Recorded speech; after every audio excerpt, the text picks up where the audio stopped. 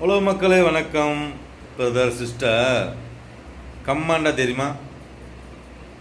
விவசாயிக்கு அதிகமாக தெரியும், சில மக்களுக்கு தெரியாது. கத்திரிக்காவே மரத்தில் முளைக்குதுன்னெலாம் சொல்கிறாங்க மக்கள். தக்காளி மரத்தில் முளைக்குதுன்னெலாம் சொல்கிறாங்க. இப்படி மக்கள் இருக்குது. இருந்தாலும் கம்மாண்டா திரைப்படத்தில் பார்த்துருப்பீங்க. தண்ணி எடுக்கும், அதுதான் கம்மா. சரிங்களா மக்களே? விவசாயி தண்ணி வச்சுவாங்க, அதுவும் கம்மா தான்.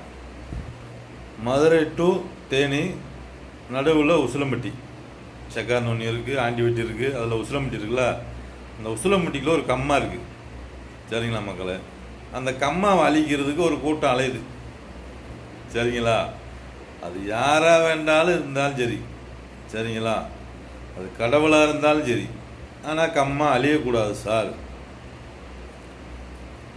பல கம்மாவை பார்த்துருக்கேன், ஆனால் அப்பெல்லாம் விவசாயம் தான் எனக்கு தோணுச்சு. ஆனால் உசிலம்பட்டி கம்மா எனக்கு கற்றுக் கொடுத்த பாடம்.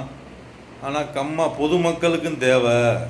நான் ஃபஸ்ட்டு கற்றுக்கிட்டது விவசாயிக்கு தான் கம்மா தேவைன்னு நினச்சேன். ஆனால் நான் உசிலம்பட்டி கம்மாவை பார்த்து நான் கற்றுக்கிட்டது, அப்போ எல்லா பொதுமக்களுக்கும் கம்மா தேவை. இது நான் கற்றுக்கிட்ட பாடம். சரிங்களா? ஒரு நாளைக்கு நைட்டு 12 மணிக்கு ஆட்டோ ஓட்டுவேன். நைட்டு 12 மணிக்கு மேலே 20 குடம் தண்ணி எடுக்கணும். இப்போ இந்த கம்மாய்க்கு தண்ணி வந்த பின்னாடி நான் இப்போ தண்ணி எடுக்கிறதே இல்லை.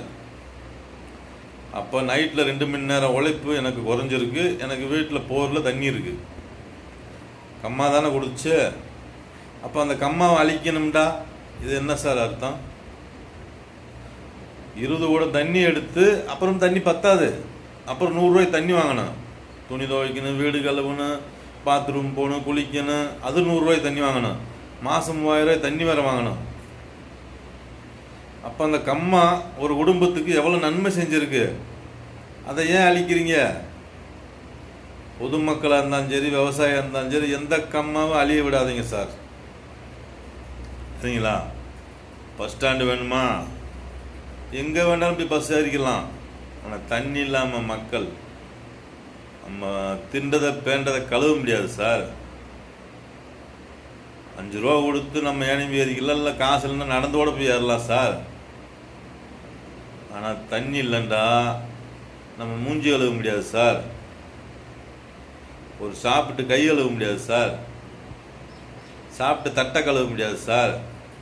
அப்போ கம்மா அழிய விடாமல் யார் பாதுகாப்பு பண்ணணும்? பொதுமக்கள். கம்மா எல்லா பேர்த்துக்கும் சொந்தம், விவசாயிக்கு மட்டும் சொந்தம் மட்டும் நினைக்காதீங்க.